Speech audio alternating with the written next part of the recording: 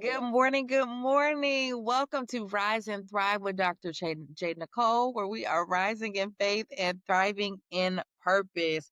Today's episode is entitled Walking Through Fire and Not Burning: Faith, Friendship, and Healing After a Cancer Diagnosis. In this powerful episode, I'm going to be joined by cancer survivor Kamonya Omatete, and we're going to explore what it means to rise and thrive when one of life's most difficult diagnoses presents.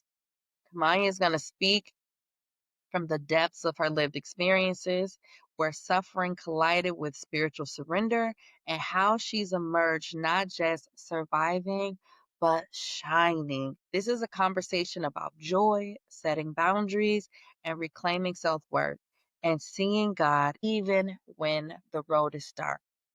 And before we jump in, let me introduce you all to Kamanya. She's a breast cancer survivor, a thriver, a fellow social worker, my soror, and a powerful sister in Christ. Diagnosed in 2021, Kamanya has not only fought through the storm, she continues to live with purpose, grace, and unwavering faith. With more than 32 years of experience in social services, including 25 in child welfare right here in the DC metro area, Kamanya has been a beacon of hope, service, and resilience for countless families. She's been married for 23 years and is a proud mother of two, one in college and one in high school. We're going to get her to college next, if that's what she chooses to do. Her journey is a living testimony of how God never left her side, and Kamanya is deeply grateful for every step and is honored to share her story, one of healing, strength, and divine faithfulness. Welcome. You so much. Love it. Thank you. You're welcome. This is all you. This is all You. you. So thank you for being you. Thank you. Thank you for being you. All right, Kamanya. So I guess we can jump right in. Take us back to the moment where you received the diagnosis and just what went through your mind on that day, or even if there are events that led up to it, feel free to give the background story as well. So I am going to give the background story. So my grandmother, my maternal grandmother, was diagnosed with breast cancer in Mm-hmm. her 50s, but lived to 90. So because Man. I knew that, I started my mammograms at age 35 because I knew there was a chance for the family history of getting breast cancer. So in 2021, in July, I got my annual mammogram. I did not miss COVID in 2020. A lot of people missed. I did not miss it. And it was interesting because I was moving, helping my in-laws move. They were moving from Florida to be closer to the family. And Mm-hmm. I said, "Oh, I didn't receive a letter for my mammogram." Usually because I have dense breast tissue, and I usually receive a letter saying, "You're good, you have dense breast tissue, blah, blah, blah." Got down there, moved them up here, and got a phone call, Mm-hmm. and they said, "You needed to come back in." That didn't bother me because I've had that before because I have dense breasts. Yeah. So I didn't make that appointment until 3 weeks later. Okay. So I went in for that appointment. And so at that time, I knew something was wrong because the nurse came back in to say, "Hey, you need to see another nurse." I said, "Okay." Uh-huh. So Uh-huh. right then, I knew. I knew him, even though I didn't get the diagnosis then, I Mm-hmm. knew. Yeah. And so then I saw another nurse and the radiologist. He said he was concerned. Mm. And then I came back for a big biopsy at the end of August. And I still knew then during the biopsy, because one of the nurses said, I asked her something, and she said, "This is a slow growing cancer." And I don't think she meant to say that, even though I didn't have the diagnosis. And then on September 1st, I remember the day, I was in a meeting and I got the call. I didn't answer because I was in a meeting, I was running the meeting. Yeah. And then I got the call from the radiologist, I got a call from my OB, and I got a call from my primary care physician. They all left messages. So I knew, All three left calls, right, messages back to right, back to back, right, basically. because they immediately let them know. So I knew before I even called back, Okay. I was diagnosed with cancer. And it's interesting. I was a little shook up, but I Mhm. was not like 100% scared or crying because I knew this is why I go every year Yeah. to get Yeah. my mammogram every Yeah. year, every July. I Yeah. went to get my mammogram. So I called my husband after I talked to the doctor, and he knew all this along the way, of course. Mhm. Talked to him. And when I talked to the doctor, actually, I was supposed to leave for a conference to go to Nashville that day. And she said, go. She said, go. I had to have a breast MRI. And she said, it's going to probably take a week before you get in. And so I went. I love that she encouraged you to not put your life on pause. Absolutely. Because I would have been sitting, stressing, not knowing. Mhm. So I went to my conference. I didn't tell anyone, my team that I was with, that I was just diagnosed. I went Mhm. on the conference and really had such a great time with the people I was with. Mhm. And it was people who it was from juvenile court. I'm in social, in child welfare. So it was a whole different team that I was not really familiar with. Some judges, some probation people, and really had a good time in the conference Mhm. and just hanging with them. And I actually told them after I went through treatment what happened and what a blessing they were. They didn't know what was going on. And this is something else I'll talk about is about how you talk and treat people because you don't know what's going on and you don't know what's going through. And at that time, just their regular compassion and time they spent with me for work was such a blessing for that time during a difficult time that they did not know I was going through.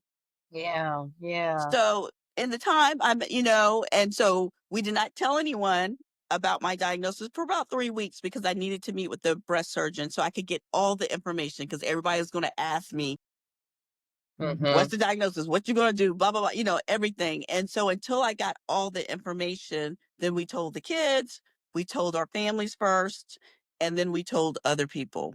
Mhm. And to be honest, again, I had to comfort other people through this situation because when people hear cancer, the first thing they think of is death. Mhm. And I was like, I'm still here. I am still here and I am still living. And that is definitely because of my walk with the Lord. Yeah. Yeah. Wow. So, sis, what did you do from the time in July until that time in, I guess, September when it was confirmed? Like, what was your conversations with God like, your prayer life, just like your home life, like all of that, right? Like that it seems like that would have been a lot for you and your husband to keep to yourselves. Yeah. So when I went back for the second one, it was August. So a little bit shorter time, but it was still about 3 weeks. Mhm. Just continue to pray. And what I had was my grandmother. I said, not even knowing um, if it was a diagnosis or not.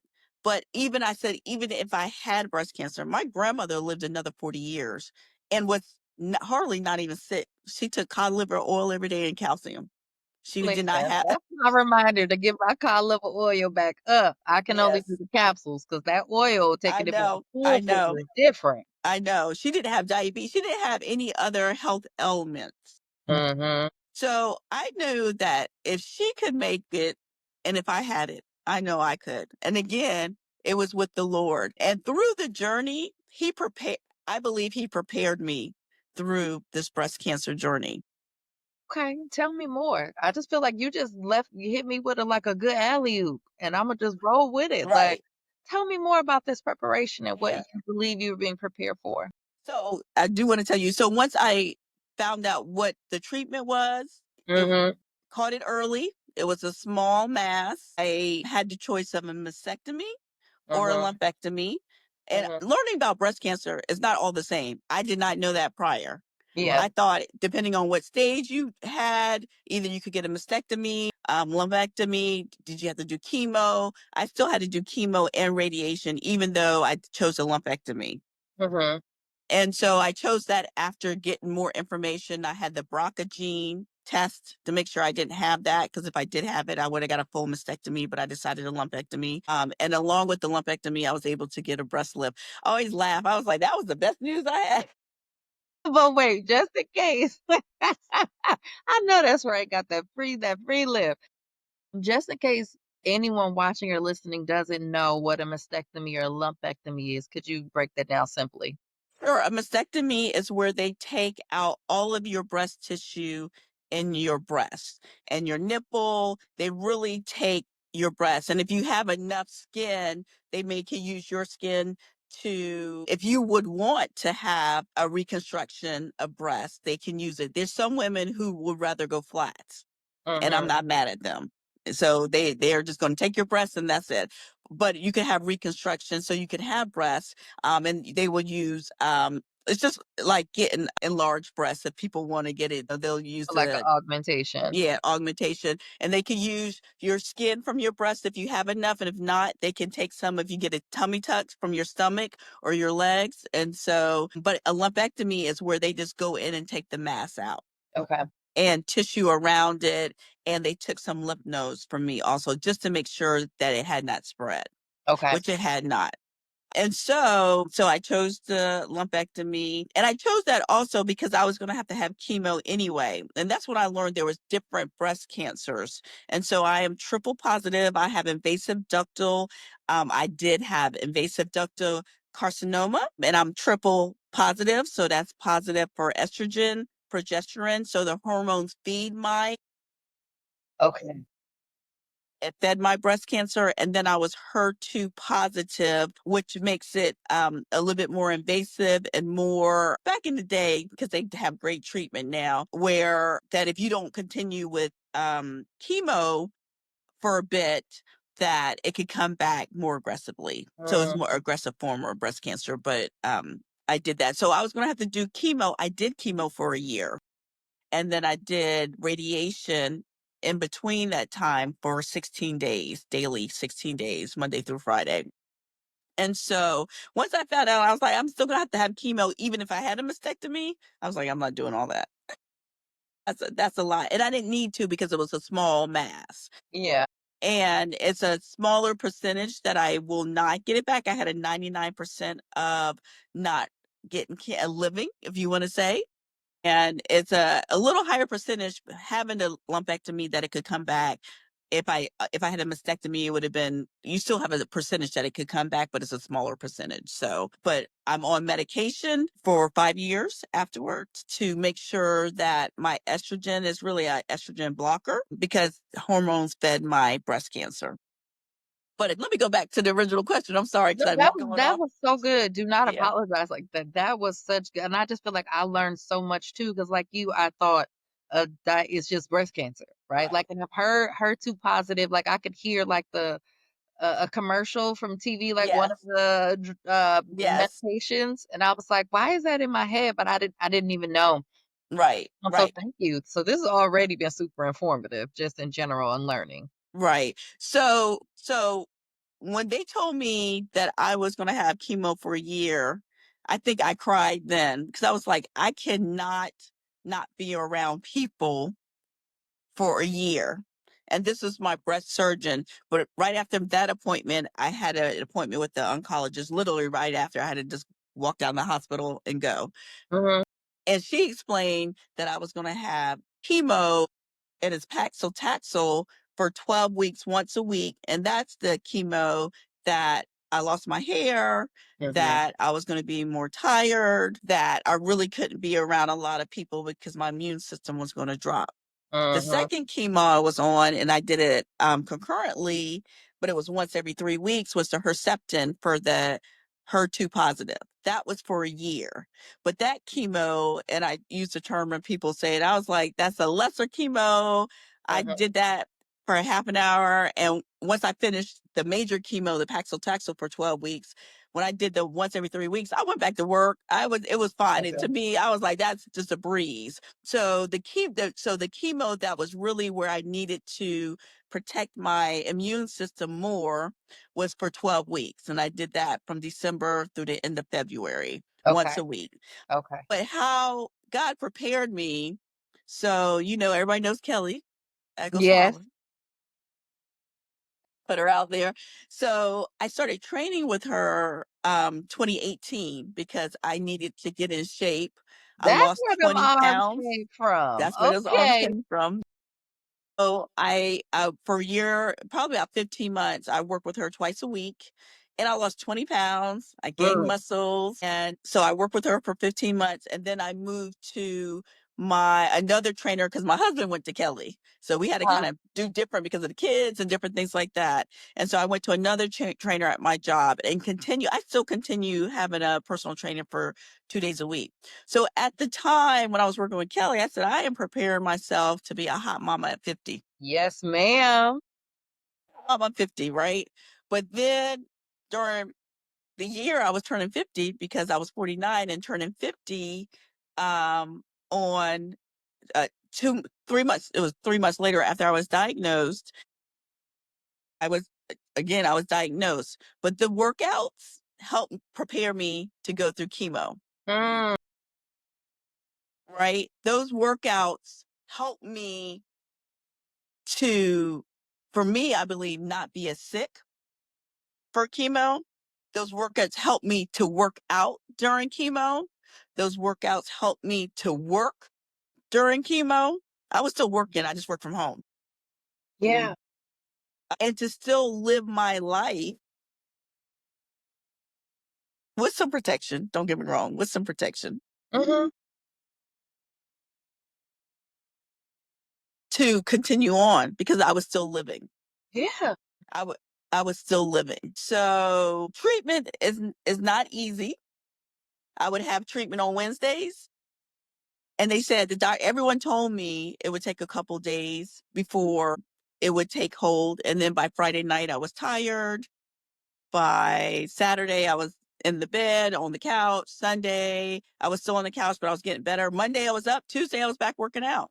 Mm, whoa. So, yeah. So, and not working out to the same Yeah, extent, but but still, working out. like some And I was, people. yes. And I was working out with someone closer to my home in their home. So I wasn't working out with my other trainer. I was working out with someone closer to my home twice a week. That's so powerful and inspiring because there's a lot of people, just the emotional and like mental impact would have taken them out and they would have just been on the couch for however Yes. long.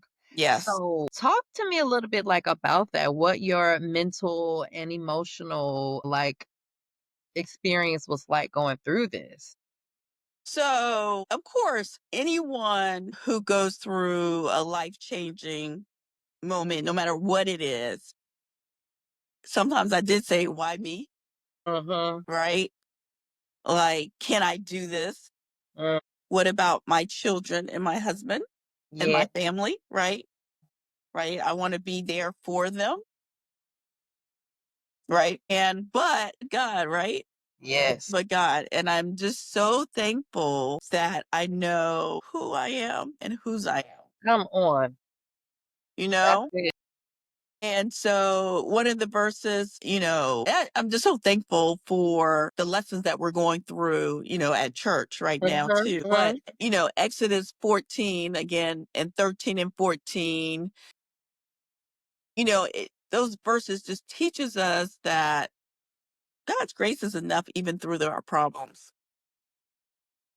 Do you What have to I'm have that up so that the audience can get that gem? Because that 14, I thought it was 14 and 14 for me, but it's 13 and 14. 13 and 14, right. And so that when we are weak and vulnerable and struggling, he is there to help carry us through. And we have to have the mindset that, yes, we are going through the storm, we are going through the valley of the shadow of death.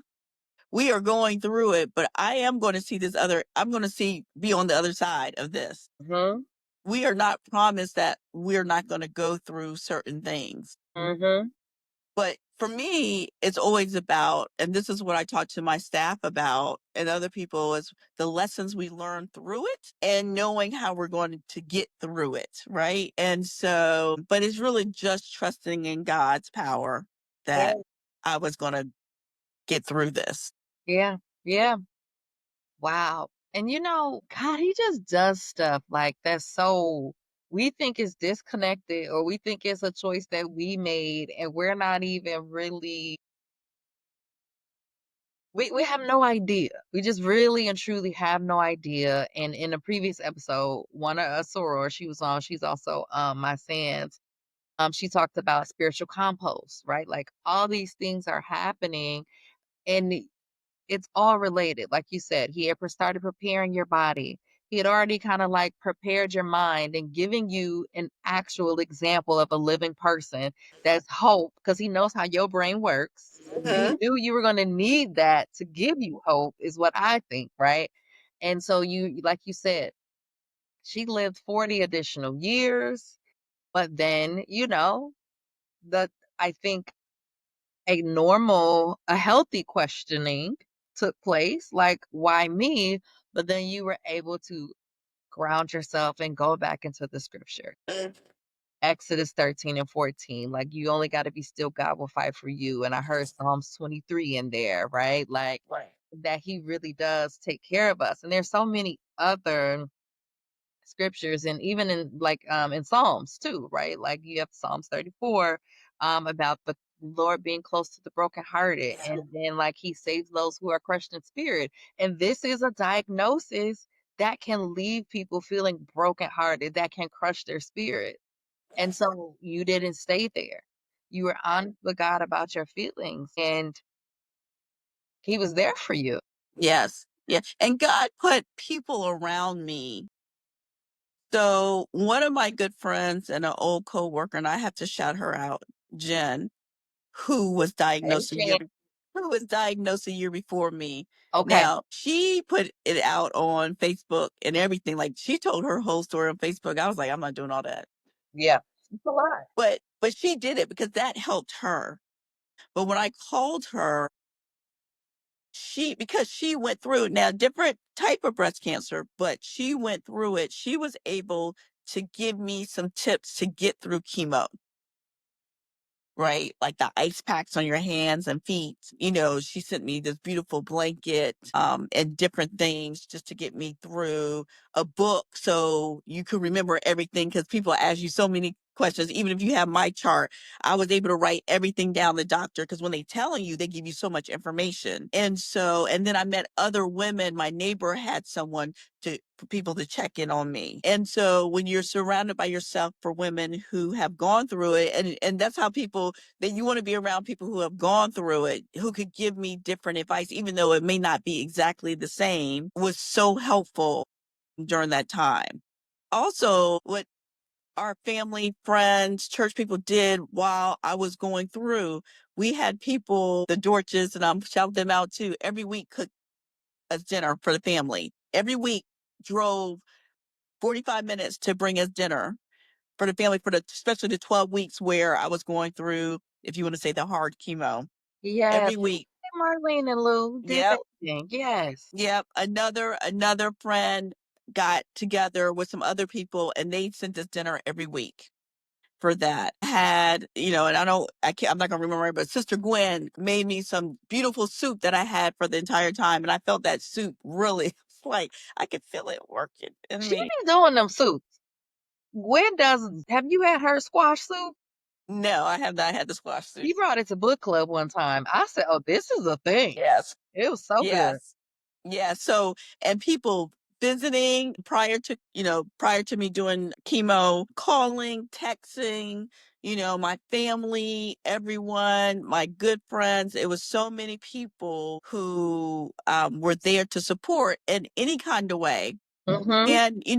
And there was a few people I thought might have done more or called me more. And I asked one of my friends, I said, where you been? I ain't heard from you. And it was difficult for her because she had other family members who were lost their battle with cancer. So it's Yeah. difficult. And so, I wasn't judging anyone who may not have reached out because I don't know what their story is. Right. And I get people are busy. So I wasn't upset or anything when people didn't reach out because I know it's hard. And it was hard for people to call me. It's so funny when people call, they're like, You can it's hear them like, tiptoeing. yeah. And I was like, hey, what's going on? What you doing? Right. They were like, "Oh, okay." I was like, You "What's said, "Girl, up?" I am still alive. Talk to me as such." Am alive. Really, and that's how people were calling me. I was like, "Look, I am blessed to be here." Blessed, like my person I used to help, who I was her power attorney. She was like, "Blessed by the best and nothing less." And we called her Granny. And yeah, so I was like, "You don't have to do that. You could talk to me like you regular talk to me." Love how the different communities that you were in really just showed up for you, and even sometimes people that you didn't expect, right? And I could see how that could knock a drop, put a little pause in you, like you said, when your friend that you thought for sure would be there, you're like, "Girl, hello, Right. where you at?" Right? Like Yeah. that's difficult, right? Like I didn't have breast cancer. Obviously, I've not had any type of cancer, but I had a major surgery that I was down 6 to 8 weeks, and I had a similar situation where I was like, "Hello, like Yeah. where are you?" And had to have like a difficult conversation with her about it, and that's really really tough. And obviously, friends, you're not friends with people because they'll do what you would do, Right. but you're friends with people because they've shown you something about like their character, their consistency. So like when you don't get that, that could just make Yes. it difficult. So how were y'all able to work through that? To be honest, I didn't. It wasn't negative to me because I'm glad that she shared what was going on, you know? And again, people have their own lives, and I didn't have time to focus on that. And that probably is what helped me. I didn't have time. What I was focusing on was my health, my family, and again, living. Just living. And I just go back to 2 Corinthians 12, 9 through 10. But he said to me, "My grace is sufficient for you. My power is made perfect in weakness. Therefore, I will boast all the more gladly about my weaknesses so that Christ's power may rest on me." That's what I was focused on. That's so I cool. couldn't focus on what people are doing or not doing for me. And my husband can tell you that my goal was to get healthy. Yeah. And I love that because that's how the enemy could get in your head, right? Have you stuck on the why me, where are they, such and such don't care, and then you lose sight of who was. The gratitude is another thing that I'm hearing, like kept you grounded, and you're like, and I need to focus on higher things. The Right. things that are lovely, right? Like that's also in the Bible. There's so many good and rich scriptures that I think really support us going through those hard times if we are really willing to turn to God. Like he Absolutely. really and truly comfort us. So were there any other lessons maybe that you learned about releasing relationships that didn't reciprocate? And releasing doesn't have to mean like ending as much as like maybe releasing whatever negativity may have come up, just allowing that to move through. Right. So, going through this, I realized that, right, not just going through this, that you can't really sweat the small stuff. You hear that. I can't focus on negativity. I can't focus on what someone said or not said or anything like that, and times we all do that, right? I need to move forward with forgiveness. And I can tell you, not as much now, but my family and me too, forgiveness, don't, coming back to me 30 years later, I can't help you. I can't Yeah. help you. Uh, just moving forward past that. And I have a husband who always makes sure we are moving forward regarding what's important in our lives. And so the lessons regarding toxicity and just letting go has been such a healing. It's been so healing for me because, again, I got a whole lot of other things I want to focus on, and that is me Mhm. living because we are not promised the next minute. And it's so funny because I'm like, you know, any of us, anytime may not wake up. And just to be thankful to open my eyes every morning, I am. And people may say that's a cliche. I am. I am just very thankful and grateful even through it. and throughout the time I was going through treatment, and this is what I told people, I am thankful and grateful even going through this journey, this cancer journey, because Mm. I had um a lot. I had insurance, right? Mhm. I got to choose where I had my treatment, and I did it at Sibley Hospital, Johns Hopkins, which was absolutely fabulous. I could definitely give them a shout out. Mhm. They treated me so well Uh, there.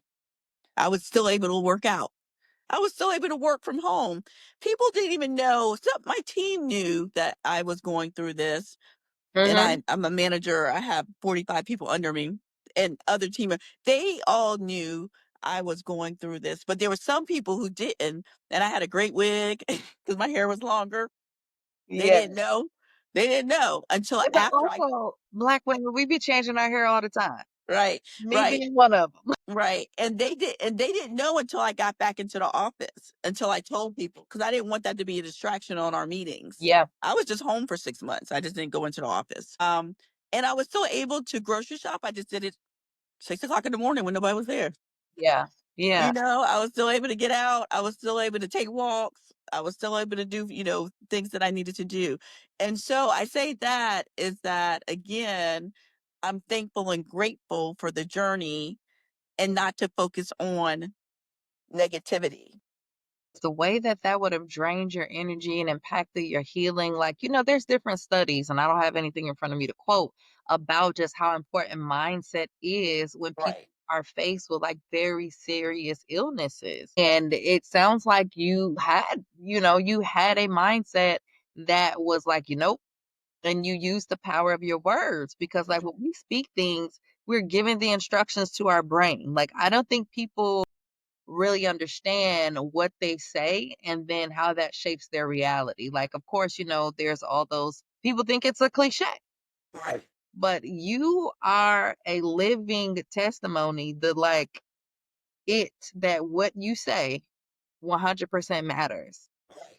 It is. And it's so funny because one of the mottos we use at work when we work with, we're, in child welfare, we work with families who are struggling and may have caused abuse and neglect towards their children. But no matter why we are working with their children, the motto we use is every interaction is an intervention. Ooh, And that's so good. and so I use that not only at work, but in my life. Because again, you don't know what people are going through. And you don't, and it's how you say things, what you say, how we talk about, how do we talk about people? We need to talk for our clients. We need to talk about them as they're in the room. Yes. Right. And so that's something that we've all been, continually work on. And so if we look at every interaction as an intervention, what we say is powerful. Now, everybody's not going to take it. I get it. But how do we come across to each other? How are we uplifting each other? Right. And so what I've been doing lately, now I always like this, to make sure I am saying positive things about my friends, my brothers and sisters, my family. Now, not, and don't get me wrong, there's sometimes you like that person, they little trifling a little bit or whatever. I ain't gonna say, I don't say that. I'm gonna say 'Cause I that. mean, sometimes that Right, that is what it is. Like, right, what's but going on? That was not a right, good decision. right. But just to be negative or talk about people, I'm not doing that. Mhm. And I have changed my mindset about that. Mhm. I need not to say nothing. And that also takes away from your energy to put out this negative thing. Because Right. what we put out, it comes back to us. Right. Yeah. Absolutely. And so I appreciate, again, every interaction is an intervention. Mm. And there is one of my colleagues said this, and I've always taken this when she retired. You know, it it doesn't hurt to be kind to people. It doesn't. It's difference between niceness and kindness because people use it interchangeably. But being kind is really about a general concern and compassion for that person, right? And you think that, especially if you have a relationship with that person, you would, kindness will come out, but it doesn't come out. People know when you're real and not when you're real or Mhm, whatever. And mhm. so again, through not only through this journey and through growing in Christ, kindness don't cost a thing. And it benefits you, 'cause Yes. to say something nice means you have to shift into a different energy. And so then Right. shifting your own energy if for some reason you're not in a positive energy. Right. So you're absolutely right. And a lot of people, they're not, I think they take for granted the impact that they can have. They don't think that their words matter, or they just aren't tapped in into the intentionality that can come from that and what it can do for them, what it can do for others. Like, you don't have to be rich to invest in a person. Right. Your Right. words are an investment. Right. So to say all of that is that, right. So being negative causes sickness. Come on. Being negative, and we got negative people all around. You got it at work, you got it at home, you got it at church, you got it at wherever. In every Wherever environment, there are people, there is negativity. you have negativity, right? But you're right. I'm not trying to take that negativity on me, right? Because one, my immune system is lower than most people. One, I mentally, I don't want that. I don't want that at all, right? And because you're negative, don't bring that on me. Keep that to yourself. But hopefully you would see something in the Lord that you're here. We all have struggles. We all have troubles, right? But there is a way to see the light. It may not come out the way we want it to or when we want it to. I know that's for a fact, but there's something greater, God, Jesus, the Lord, that we can hold on to. So, another scripture that I had was count it all joy, James 1, 2 through 3. And just, count it all joy, or consider pure joy, depending on what version you use. My brothers and sisters, whenever you face trials of many kinds, because you know that testing your faith produces perseverance. And then verse 12, blessed is the one who perseveres under trial, having stood the test. That person will receive the crown of life that the Lord had promised to those who love them. We all are going to go through tests, and we're all going to go through trials, but it's how you're going to get through those trials and those tests to Yeah, I the feel other like we're side. having Bible study. This feels so good. Yes, yes. So, yeah. So, so again, this breast cancer journey is one blip in my life, right? And we're going to have continued blips in my life, in our lives. And so, but again, just being thankful and grateful through the journey that I am still here. Period. Yes, thank you. Yes, I'm glad you're here. I am so glad you're here. So, were there any emotional wounds or anything that kind of came up for you while you were going through this process that it forced you to address? So not necessarily. I mean, again, when I had to come to the, when you think about, okay, somebody didn't call you or whatever, some of your friends or some of the people that you may not have been there. Don't get me wrong. I did say I definitely had to focus to make sure I was taking care of myself. But you think about, like, why are they not reaching out? And you think about, abandonment issues, right? And Mm-hmm. so, but again, I had to continue to study because since I was home, and had more time instead of running around doing what I'm always running around. I had time to really reflect on the Lord's word regarding, again, that people come to you at certain times of your life, right? And not that they may not be gone, but there's different phases. We are not the same person when we started. Thank God I'm not the same person when I got baptized. You are ever growing, right? And so it's been a growth period for me through this, right? And just about relationships, because I do give a lot in relationships. Mm-hmm. And for the people who are close. So I'm a woo. If you do the 5 strengths, I am a woo. Ooh, I'm a woo. And I never meet a stranger. Yeah. right? And so, but I'm also a relator where I have people, I'm just close. I have a close knit group close to me. So it's so interesting that it was kind of opposite. And I love to meet people and talk with people. And what people say is, I keep in touch with people. Like if my colleagues move or whatever, it may not be every month or whatever, but I'm always reaching out. And sometimes you expect the same people, the people to do the same thing you, and they don't. And so that's something Yeah. that for me is still, a continued growth that um everybody ain't gonna do like you do. Come on, yeah. Yeah. And that also speaks to it that it's a strength of yours. And sometimes what we do organically and naturally, what we think is so simple, is really a superpower. And it would take everything for a person to even attempt to manage that or even think in that way, or it doesn't even occur to them because that's not a gift that they have.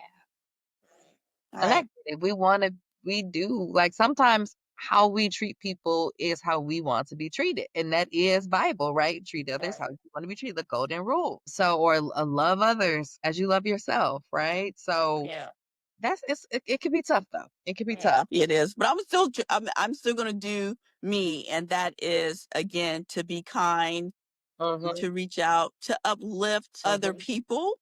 And I definitely be promoting people's businesses that I'm close with. I'm gonna make sure and so I'm gonna be me. It is what Yeah. it is. Yeah. I'm going I It's am hard going to not be to me. be you, right? Like it takes more energy, I think, to shut down those parts of you that are the things that others cherish. Right. It takes a lot of work to work against that. Right. And I've had to do that. I tried to shut it down in certain circumstances and it was not a good look. My colleagues could see it, Mm, my family could see it, and then I had to come to like, no, there's some things I'm great at and I am going to show it and I'm not going to make any excuses or try to hide it for someone else. And I've yeah. done that before. And I think that this is a great time to talk about boundaries, right? Because boundaries are important to be able to like maintain those relationships. Were there any lessons that you learned about boundaries, right? Because sometimes we think shutting it down is a boundary when really no, shutting it down is shutting it down. Right. How do you still be authentic, but also know that this person doesn't have full access or they've done something that let you know there needs to be a little layer of distance, a boundary, a velvet rope in between the two of you, but like you can always reach over it. Yeah. So I'm gonna tell you this lesson for toxicity Mhm. has been fantastic for me. And yes, and so I knew I needed to put up boundaries in certain areas in my life. And so it's been easier to do, not that again, that I'm not going to not be kind. Right. Or but I need to make sure that I'm protecting my spirit Yes. and I need to do that if you want to say at all costs. Why would I let issues or people come into my spirit to change my spirit and who I am for the Mhm. negative, right? So it's not good when um, things are put upon you and your outlook is different. And it's not who you are. Not that everything is rosy or anything like that, but it's not. And so I've done that. I'm doing that in certain areas, and in certain areas, learning to say no. Certain Yeah. areas, yes. And And so, that's and I'm a Bible person. too. Yeah, yeah. Let your no be no and let your yes be yes. Right. Yeah. So I'm definitely do that. But I also want to make sure that, people say, and my kids say to you do too much. But my gift is helping others. And some of that I enjoy doing. I don't know what I would, do no matter if I'm working or volunteering somewhere. This is what I enjoy doing, helping others. And I am going to continue to do that. So how do you do that without it going too far, really being too much and it becoming burnout?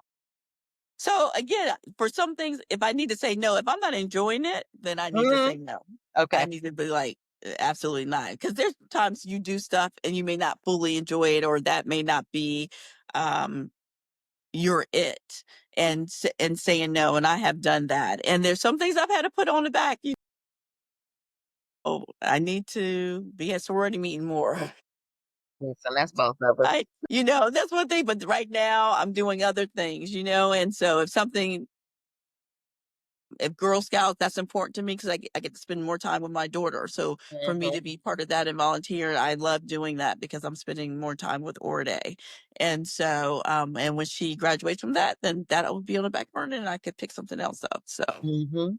Yep, there's seasons for everything. yeah, there are seasons for everything. Yeah. So what were some of the faith practices? Obviously prayer, but what were some other faith practices that really helped to keep you anchored throughout your journey? So, thankful for COVID, staying connected with the church, even if it was virtual. So that was good. I've had people, praying with me regularly during the time. Reading, I had more time too. And I did work, and my job is really more than a 40-hour a week job. But when I was working, it was 40 hours a week. I would get Yeah. off, turn it off. I had people covering for me. Yeah. I wasn't doing all the extras. I just did my 8 hours. And so I had more time to read and study, and again, pray. But I did have people coming to pray virtually. And there was a few people who came to the house and everybody wore masks and everything and to pray for me. Mhm. So yeah. Yeah. And that's another layer. So you have this diagnosis. You got diagnosed during COVID. What? I'm trying to think.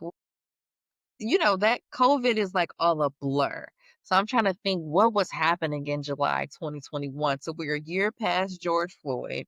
What else was going on at that time?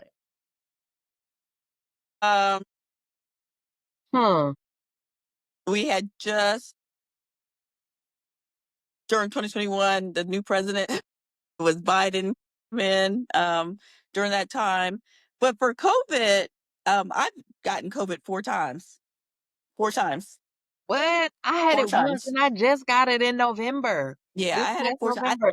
Yeah, I didn't get it until after I was diagnosed, and then I went back to the office and I wore my mask. I um I guess I came in contact with someone who had COVID, and I was able to take the medication would help, but it definitely took a while for me to get my energy back. And then I got it again, and then it didn't take as long. The fourth time I really was like a quick cold, but I was on the Paxlovid each and every time, which was very helpful because my immune system is lower and I still wear masks like on planes or other areas and different things like that. Yeah. And so, yeah, so it was a challenge. I was able, because COVID was already over a year, Mogi was able to come into the chemo room with me. We had our own room. I know my friend Jen, other people couldn't come in because she got it in 2020. So it was right at Yeah. COVID time. So, Everything yeah, was shut down. yeah. So anyway, but I'm here. Just again, very thankful. I'm just thankful that I could share what I know with other women because I have talked to other people, not just with breast cancer, but just with cancer, depending on what medication they're on, because it's similar things, and give them encouragement, send them things that could be hopeful, men and women, and just be a bright light for someone else as Jen and other women were to me. Yes, I love that you're not just keeping it for yourself and that you're passing Yeah. it on and shining your light. How did God show up for you in some unexpected ways during this time? Good question. I think it was through, to be honest, is my spirit because I didn't expect, again, when you hear a diagnosis of cancer, it's like, woe is me. Would I be smiling? I mean, I generally don't, honestly, was smiling. Like the Mhm. picture you saw me with no hair, Yeah. Yeah. I generally was smiling. Yeah. Now, when I got my hair cut, I cried some. Tears were coming, but I generally was smiling. First of all, I was like a rock ball head. It's affirming. Yeah. But I generally was smiling because I was thankful for being there. I got my hair cut 4 weeks after I started chemo, cut it off. And so The way he showed up for me was, I really believe through my spirit that it was not, and it wasn't fake. It wasn't me trying to be strong, because Mhm. people probably thought that. It Yeah. wasn't. It generally was of joy and peace. My Mm. blood pressure throughout the whole time was not even high. They were surprised because they take your blood pressure every time you go. And Yeah, then when I had other appointments, was never high because I had that peace and I had that joy. God. Listen, and that peace. What a peace beyond understanding. Yeah. Right. So really, and when I went to get my chemo and I had my wig and it looked better than originally, but I had my wig, good. I was not going in looking like a chemo patient. Mm. I was not going in, and I got my wig. Like, it was like I had to cut my hair 4 weeks after I started, and they told me, the doctor told me, 4 weeks after I started, your hair, most of your hair will be coming out, and that's when it happened. And so really, I did have a peace and calmness throughout my treatment, which was surprising. I cried some throughout a little bit, but I really didn't cry until I finished my treatment, which was at the end of November, beginning of December 2022. So I started treatment in December 2021, chemo, and I finished in December 2022. And then I cried the whole month of December.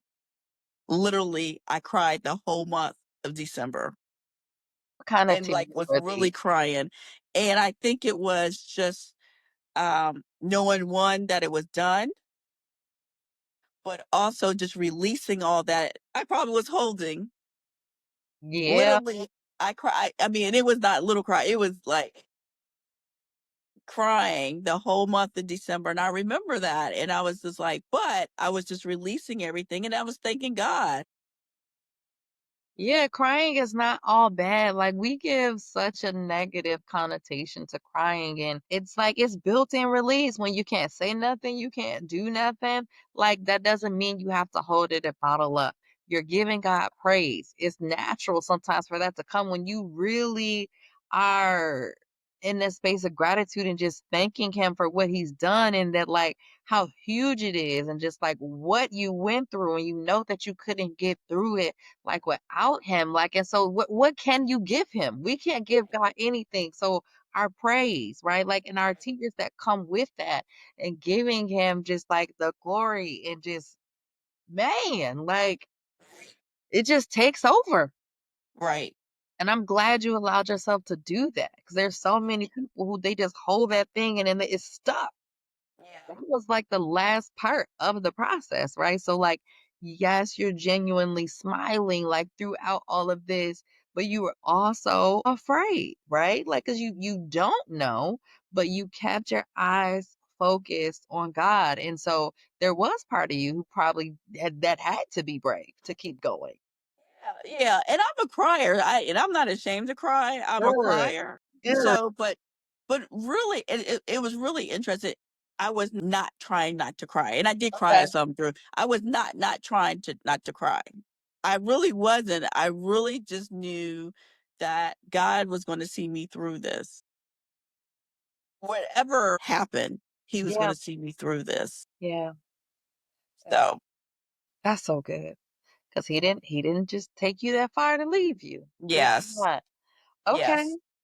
So, how are you learning to live really like or how did this experience teach you to like live for yourself and not just for others, right? Like you're a social worker, you're always helping other people.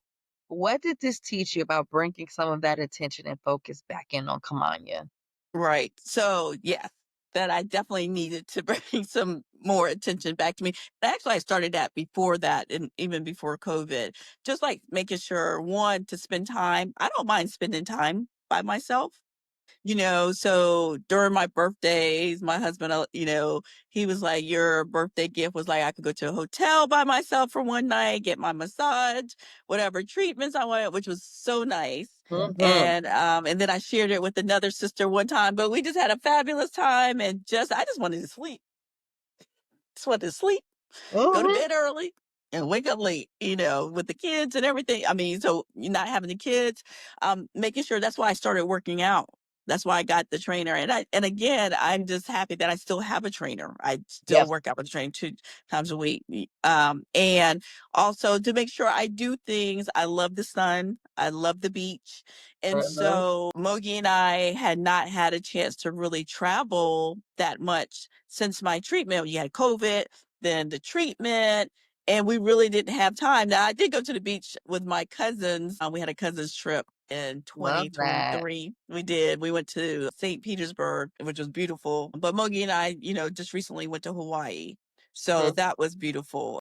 Those pictures So, were beautiful. yeah, and so it was just nice time to relax and to be with him too. I like being Yeah. with myself, but I like being with him. I do love being with my children too, but sometimes you need some It time. started with you and Moki because y'all got together when? Y'all met in college, right? Oh no, we met No? at church. Y'all We met met at at church. Oh Whoa! yeah, no, we were in our late 20s. Yeah. We met at church. We dated. We met back in the day. This is so back in the day. It was we met at church, but we got together. It was December 31st, 1999. Mhm. And so that's when he asked me 1999. out. He asked me out, and then we started dating, and then we became exclusive. And we dated for a year and then engaged, and then we got married like 8 months later. It doesn't take that long. And so Listen, yeah, look, maybe I need y'all to come back too and talk about that. Like it don't take that long. it don't take that long. Yeah. And so we were together 4 years before we had Omar, and that I had a couple miscarriages before him, but Mogi has always been my rock. Yeah. And he's always make sure I was focused on the Lord too. Yes, come on. He gave that good message on Wednesday too.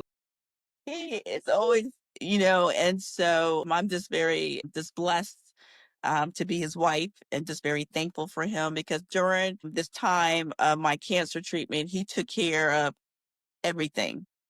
And he was like, I got it. Even when we had our kids, he was like, I'm telling him what to do. He's like, these are my kids. I got it. He's like, these are my Love kids. this. Love this. So, yeah, so he had it and took care so I can get healthy. That's so beautiful. Like, obviously, y'all are already in love and had a wonderful kingdom foundation, but like, how did that experience like deepen that connection and bond between y'all as husband and wife? I mean, it did, when I told him, because I told him, and I am like, if you want to say, not independent or interdependent. I'm interdependent with him, but I am, if you want to say, independent. And so it was so funny because I was going to the breast surgeon, and he was like, "Are you going to tell me when it is?" Am I going? I was just going to go. I was like, "Oh yeah." He's like, yes, yes, Classy yes. eyes.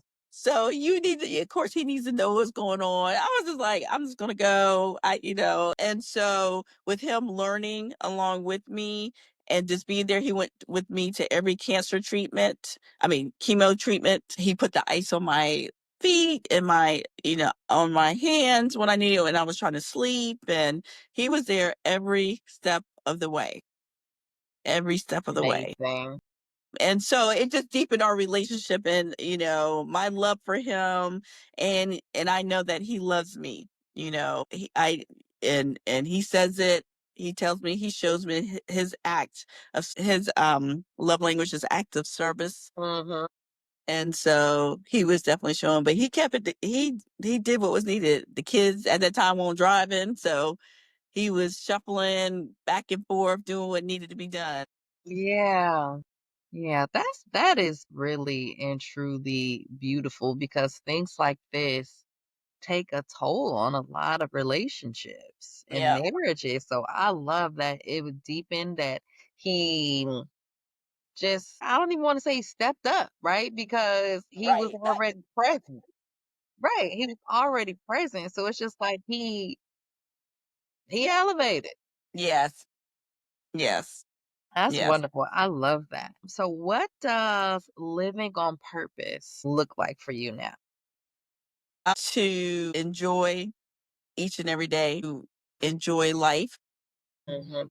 to not take life for granted. Mhm. Don't take anything for granted.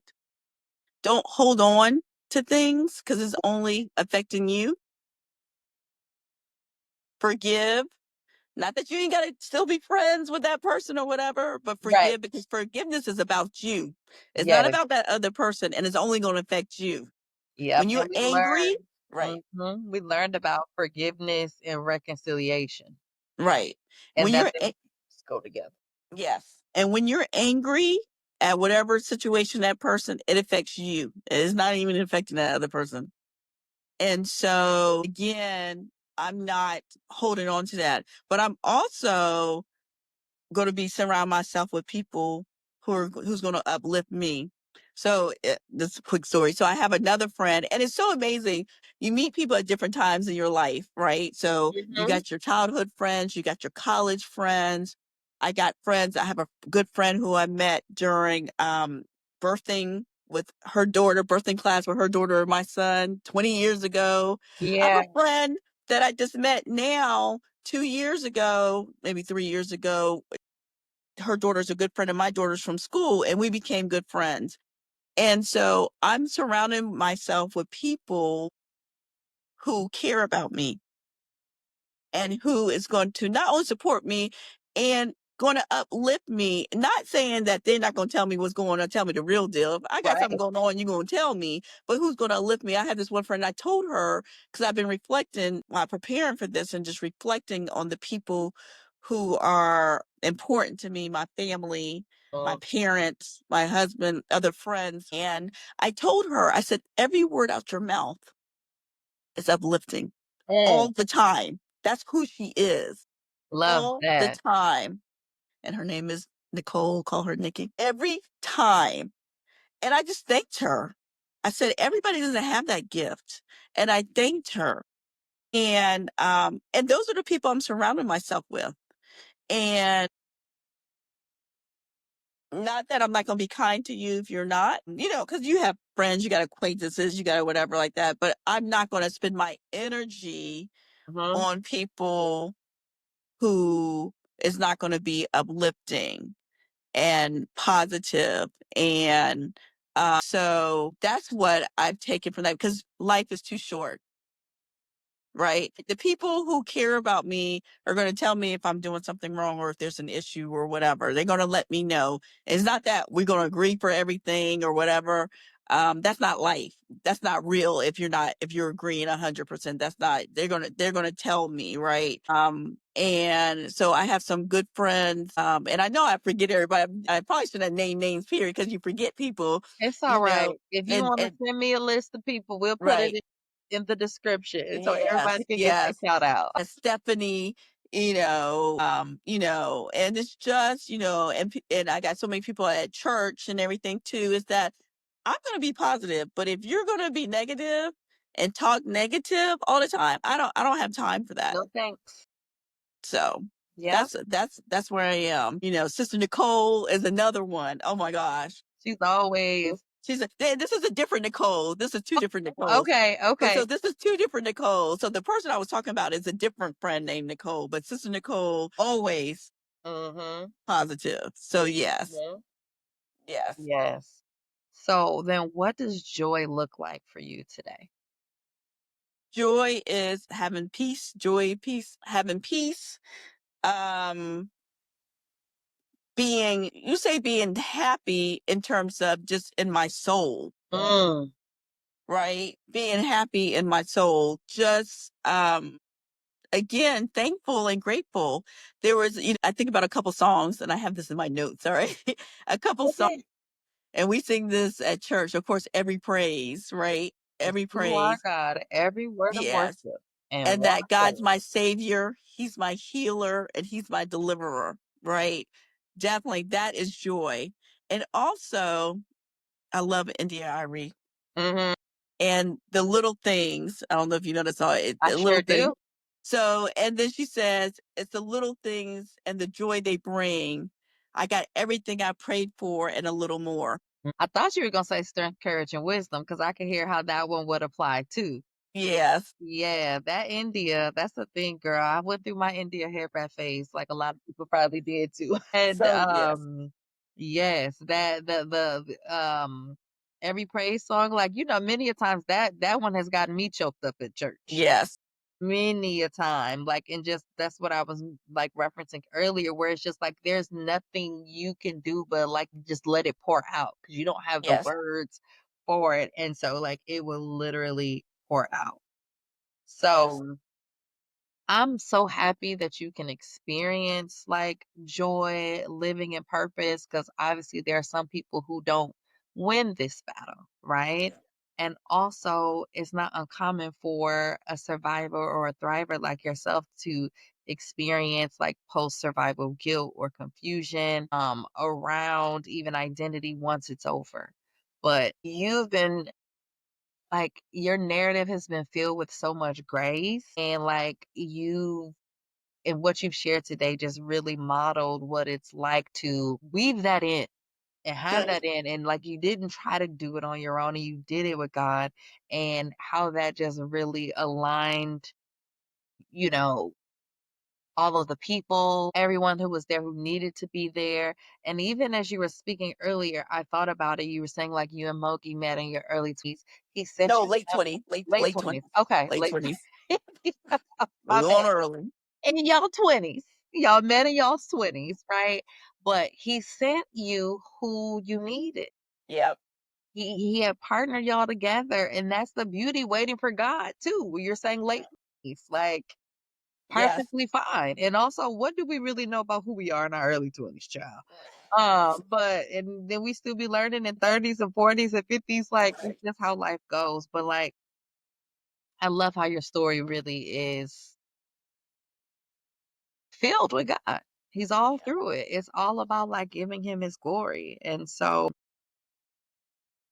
I guess we can close here unless there's something else you want to share before I do the Yes. signature closing question. Yeah, so I always have to just say that as women, as men, but as Black women, we need to take care of ourselves. I cannot leave here without saying we need to make sure we are going to the doctor Mm-hmm. for our PEP, our annual OBGYN, for our annual physical, for our breast exams when is needed, for your colonoscopy when it's needed. And then that starts at 45. And to make sure we are taking care of ourselves. I am here because I went every year. They looked at my screen the year before and said it was not there. If I would have missed COVID, they wouldn't have known if it was there or not. Or if I would have missed this one, because we get so busy, we do. Things come late. It takes forever to get in for an appointment when we're scheduling late. And so I just want to make sure that we have to take care of ourselves, especially as Black women, because we're ones that die more from breast cancer because it's diagnosed later, we're stage 4, or we don't have the means to get the necessary treatment Mm-hmm. needed, or we don't. Some people had said, "Don't do chemo." I was like, "I'm trying to live." That's why I said, "I am trying to live." And they're giving you opinions based on someone else's Yeah. experience, and they don't know your numbers, what's in your chart versus what was in Right. the other person's chart. Right. Right. Absolutely. So I definitely want to lead with that. And then I also want to say too is that be joyful, be thankful, and share it. Think that, not that I think, I know Mhm. that when people heard cancer, like I said, people think of a death sentence, but they did not expect me to come out like I came out. I know that for a fact. Shining. Shining. Absolutely. People did not expect that and still shining. And it's hard for people. And then when people are not happy with themselves, they take it out on others. Yeah. When you're not happy with yourself, you put all that stuff trying to put it on other people. Mhm. I'm just saying, keep that to yourself Yep. because keep that to yourself. And so I have experienced that in different areas. And And I've had to work through, because I told you where I did at a time kind of stifle myself Mhm. for others. And I was like, I had to get to a point. I was like, I'm not doing that no more. I am not doing that anymore. Mhm. That's other people's issues. That's not my issue. Period. And if God wants to shine through me, I'm going to show it. And again, not that I don't go through troubles, not that I ain't sad, not that I'm not crying, but if Mhm. He wants to shine, why wouldn't I let Him shine through me in my words and my actions and glorifying Him and thanking Him every day? And it's enough shining to go around if you would just let him. Right. Kamanya don't got the recipe on how to shine. She Right. can't gatekeep the shining. The point Right. is for as many people as possible to shine. Absolutely. That's the whole point. So Absolutely. instead of dumping negative or trying to dim a person's shine, you need to find out, like, how can I get like you Right. and get a little closer to Absolutely. Jesus, right? And Absolutely. I'll add to what you're saying. I'm a firm believer in RTS, return to sender, and no thank yous. I used to listen. This me, she real different in the best way. She shines. She's still nice, but she's not being nice just so that people can say she's nice. She's Right. more authentic. Right. No, thank you. Right. Right. And yes, you are. Thank you. Like no, thank you. I have no desire to do that. No, no, Right. thank you. Right. So this has been so good. Come on, you. This has been really good. So, with that, I guess we'll close out. If you could leave the audience with one powerful truth to help them to rise and thrive, what would it be? Again, and I said this at the beginning, every interaction is an intervention. And how you treat people, how you speak to people, how you interact with people is very important. We don't know what each other is going through. And not that you have to know what people are going through, but be kind to others. Be kind to yourself. It starts Yeah, with yourself. Because if you're kind to yourself, you're going to be kind to others. And so, and just be joyful and have peace. Count it all joy. You are here today. You are here right now.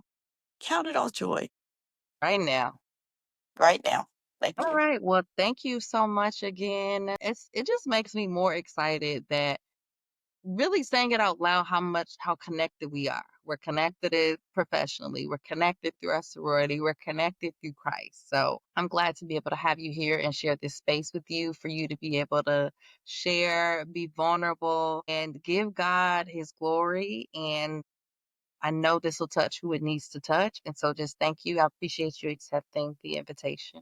And thank you for inviting me. And thank you for allowing me to share my story. It really has helped me, and especially just reflect and talk to people about, just how they had supported me through this time. I really, and how I could have been a better friend in some areas. So it wasn't just reflecting me telling them, it's them giving me some information also. And because one thing to add to the every interaction as an intervention is that we all are ever changing, right? And so in my field, I tell professionals that if you don't believe in change, you should not be in this profession. Come on, sis. Right. And that I'm not the same person I was 5, 10 years ago, or even 2 weeks ago. I should be ever changing and growing and learning. And the families that we work with, they may not change in the time frame, but we want them to still continue, even if it's not in the time frame when they get their children back, some in foster care, because their children's gonna come looking for them. So I say that in terms of just life, is that we all should be growing and changing, and don't stay stagnant where you are. We should be growing in the Lord. We should be growing in our family. We should be growing in our profession. We should be growing with friendships. And so I had to, when I was reflecting, apologize for some things to different people. Mm. And that's what I Oh, that's did. great. And so that I could have been better in certain areas. And it was individual to that individual person. Mm, And so I thank you, because that gave me the opportunity to really reflect yeah. and to reach out to people who I love so much. And I haven't reached out to everyone, so by the time this is shown, if I haven't reached You'll out be to you, I done. will. You'll finish your shit. That I'm just thankful, and I have changed for the better, and I'm continuing to change. No one's perfect, and I will never be perfect, but I am gonna be looking how I could be better. Well, this has been so good. And clearly we could keep talking because there were other Yeah. things I wanted to say, but I'm like, you know what? We Yeah. can talk. We can talk. I'll see you Yeah. Sunday. And we need to plan a little one-on-one time anyway, on whether we go out or I come by the house or whatever. But yeah, we Yeah. can get some more time together. Okay. That's great.